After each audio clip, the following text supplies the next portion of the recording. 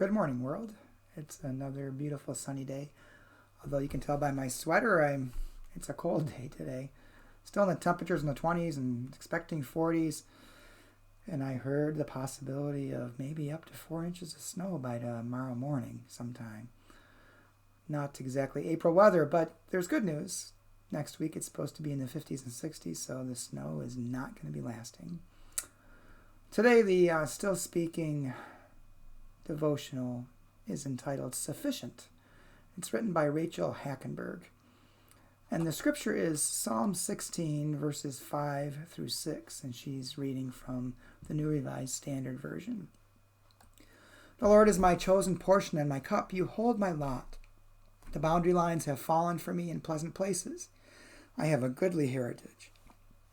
And Rachel writes, my preferred cup is venti-sized with a green mermaid on the side. I know what people say about her, of course. I know what people say about those of us who love her and visit her often. I'm clear about her impact on my wallet, but I still appreciate the comfort of her constancy and the satisfaction of enjoying the hot caffeinated beverages she provides. In these days when nothing is constant, a single cup of constancy feels luxurious, even miraculous. Most of us don't long for a whole world to be ours. We don't crave constant praise from acolytes who guard our egos from injury. We aren't consumed by the desire to have the entire banquet of life focused on us all the time. We aren't under false delusions that fate is obligated to keep us happy.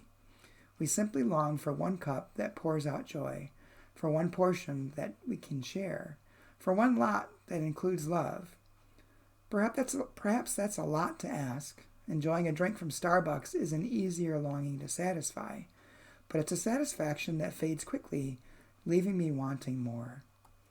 The psalmist proclaims that one cup can be sufficient. Our portion can be satisfying. One lot, one life, is no more and no less than what God promises. Just one, not 2 or 3 or 5 or all. Just one.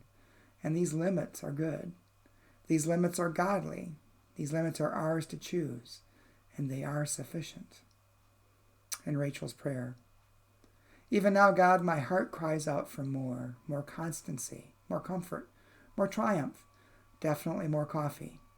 Test my longings, reveal my cravings, and remind me of what is truly needed.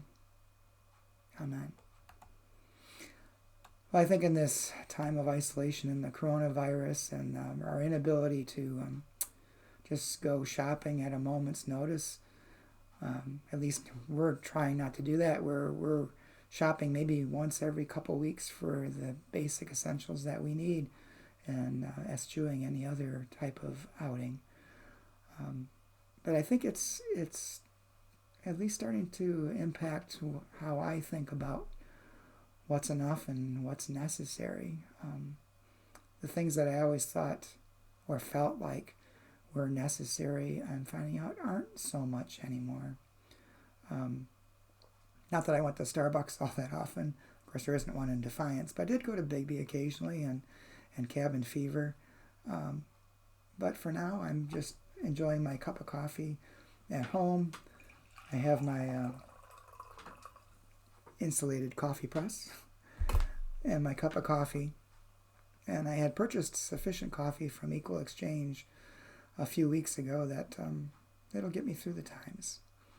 So in this time of isolation, spend some time thinking about what you really need in your life and what really is enough. What are the essentials that truly matter? And begin thinking about what it really means to be the church. What is this time teaching us about how we are to be the church? Think about it, pray about it, and I'll see you tomorrow.